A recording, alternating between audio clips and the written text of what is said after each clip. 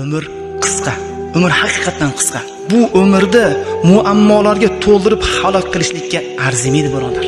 Birodar, bu umr qisqa. Umrda o'zingizni yuragingizni, odamlarning ko'ngillarini, dillarini, yuraklarini yondirishlik bilan mashg'ul bo'lishlikka yaramaydi, birodar. Birodar, bu hayotingizni odamlarning de gaplarga e'tibor qilmang. Odamlar Odam alayhisalomdan boshlab shu kungacha gapirib kelgan. Ularni og'ziga kishan taqolmaysiz. Odamlarning hozirgi paytda odamlarning eng yaxshi ko'rgan hobbi ishi boshqa bir odamning hayotini obsujdat qilish. Agar siz uyda o'tiring ishlamasdan, ish o'g'lidan, odamlar tekinxo'r ekan deydi, tekin tomoq ekan deydi, dangas ekan deydi. Kuni-tun ishlaydi, bu dunyoning quli ekan deydi. Xotiningizga mehribon bo'ling, bu qo'y ekan, baran ekan deydi. Agar xotiningizni mahkam ushlaydi, bu zolim ekan deydi. Shuning uchun bilib olinglar, odamlar pulingiz bo'lsa ham gapiradi, bo'lmasa ham gapiradi. Sabab bo'lsa ham gapiradi, sabab bo'lmasa ham gapiradi.